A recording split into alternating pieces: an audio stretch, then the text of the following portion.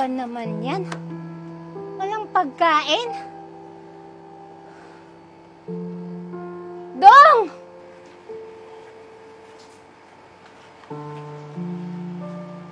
Oday! Saan ka na naman galing? Ano ba naman tong buhay natin, Dong? Isang kahig, isang tuka? May kanin, tuyo, o tinapay man lang wala. Ano ka ba, Day? Hayaan mo. Hindi habang buhay, ganito tayo eh.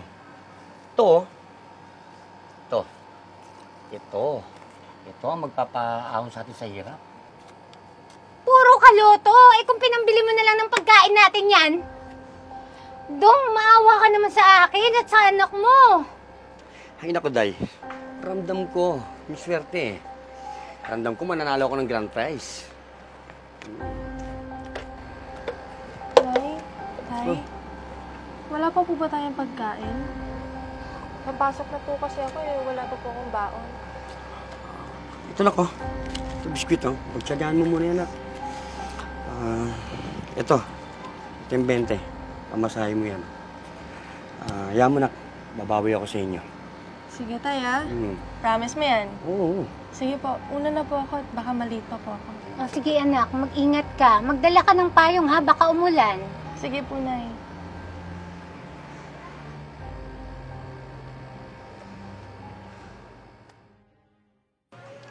Ano ba yung pinag-aaralan mo, nak? Saan ka nagpo-focus ngayon? Dito po, Nay. Hindi ko po siya masyado maitindihan. Yes. Marie! Okay, Sige po. Salamat. Sige, Marie! Okay, Marie! Oh, yes! Oh, ano nangyari sa'yo? Nagtatalon ka dyan? Alam mo kung bakit? Bakit? Natupad na ang pangarap ko. Na ano? Nanalo ako sa loto, 5 million. Ano? Totoo ba to? Baka nananaginip lang ako, ha? Hindi ka na naginip, Day. Totoo to. Simula ngayon, hindi na tayo maghihirap. Talaga, Tay! Ay, maraming salamat po! Nakakain na tayo ng masarap at mabibili lahat ng gusto natin! Tama ka, anak. Simula ngayon, lahat ng gusto niyo ng nanay mo, mabibigay ko na.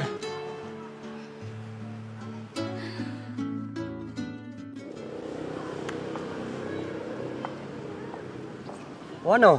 Saan niyo gusto kumain? Doon po kaya sa Nace na Pasbatchoy. Sabi ng kaklase ko, masarap daw po dyan. Mukhang masarap nga. Ano, tara? O tara. Ikaw po.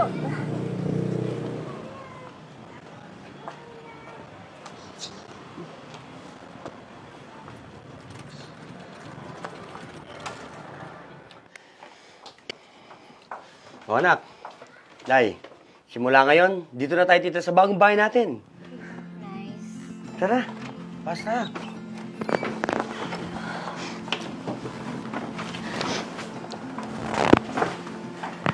Wow! Ang ganda at napakalaki! Teka, Tay, akyat po muna ako para makapili ako ng kwarto ko. Sige na, pili ka na. Ay. Mahal, maraming salamat ha. Tinupad mo yung isa sa pangarap nating magkaroon ng sariling bahay.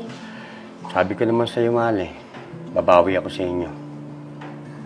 Mahal, ano bang gagawin mo dun sa natirang pera natin?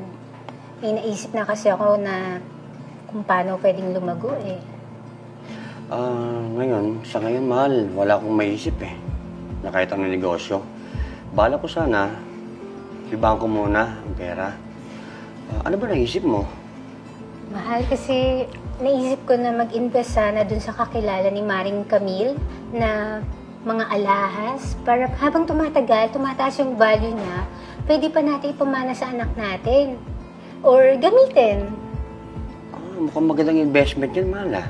Sige, susuportahan kita dyan. Salamat. Tara, akit muna tayo. Tara.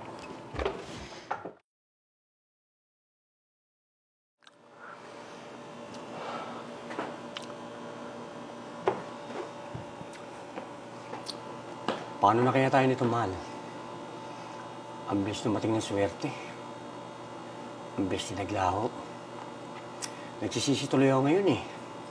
Kung bakit ako sumama kay Jigo. Ang bilis na Yung pera natin sa bangko. Ayun. At alaw na sa kasino. Ako nga eh. Hindi ko na nakita yung kaibigan ni Camille na nagbenta ng alahas sa akin. Peke pa man din yung mga alahas nung nagpunta ako sa jewelry shop.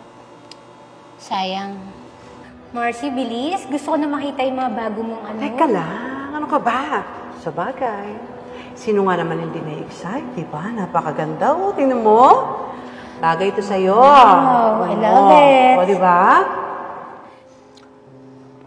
Sa ngayon, hindi ko alam kung paano tayo magsisimula ulit eh. Totoo nga ang sabi ng iba. Kapag umasa ka sa swerte, mabilis din mawawala.